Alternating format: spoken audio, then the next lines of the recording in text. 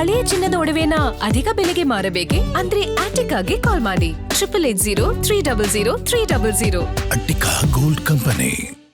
Divine star Rishab Shetty ಈಗ ಬರೀ ಕರಾವಳಿಗೆ ಮಾತ್ರವಲ್ಲ, ಇಡೀ ದೇಶಕ್ಕೆ ಸುಲ್ತಾನ್ ಆಗೋಕೆ ಹೊರಟಿದ್ದಾರಂತೆ.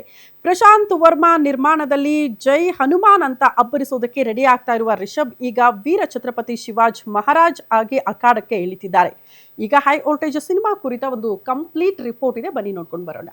ಕಾಂತಾರ ಸಿನಿಮಾ ಮೂಲಕ ಪ್ಯಾನ್ ಇಂಡಿಯಾ ಬಾಕ್ಸ್ ಆಫೀಸ್ ನಲ್ಲಿ ಶೇಕ್ ಮಾಡಿದ್ದ ರಿಷಬ್ ಶೆಟ್ಟಿ ರೇಂಜ್ ಈಗ ನೆಕ್ಸ್ಟ್ ಲೆವೆಲ್ಗೆ ಹೋಗಿದೆ.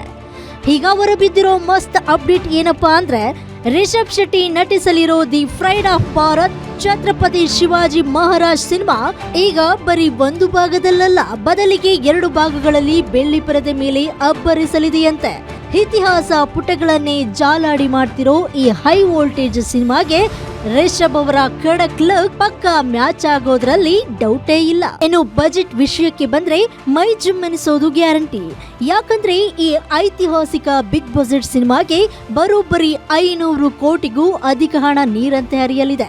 ಶಿವಾಜಿ ಮಹಾರಾಜರ ಗತ್ತು ಗಾಂಭೀರ್ಯವನ್ನ ತೆರೆ ಮೇಲೆ ತರೋದಕ್ಕೆ ಮಹಾರಾಷ್ಟ್ರದಾದ್ಯಂತ ರಿಯಲ್ ಲೊಕೇಶನ್ಗಳಲ್ಲಿ ಭರ್ಜರಿ ಶೂಟಿಂಗ್ ಪ್ಲಾನ್ ನಡೀತಾ ಇದೆ.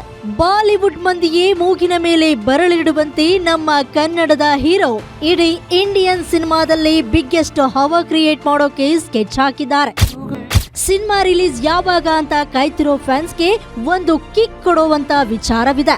2027ರಲ್ಲಿ ಜೈ ಹನುಮಾನ್ ಚಿತ್ರದಲ್ಲಿ ಹನುಮಂತನಾಗಿ ದರ್ಶನ ಕೊಟ್ಟ ಬೆನ್ನಲ್ಲೇ ರಿಷಬ್ ಶಿವಾಜಿ ಅವತಾರ ಎತ್ತಲಿದ್ದಾರೆ.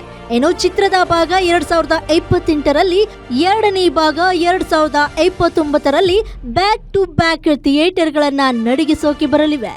ಒಟ್ನಲ್ಲಿ divine star Rishab Shetty box office ಬೇಟೆ ಸದ್ಯಕ್ಕಂತೂ ನಿಲ್ಲೋ ಲಕ್ಷಣಗಳೇ ಕಾಣ್ತಾ ಇಲ್ಲ.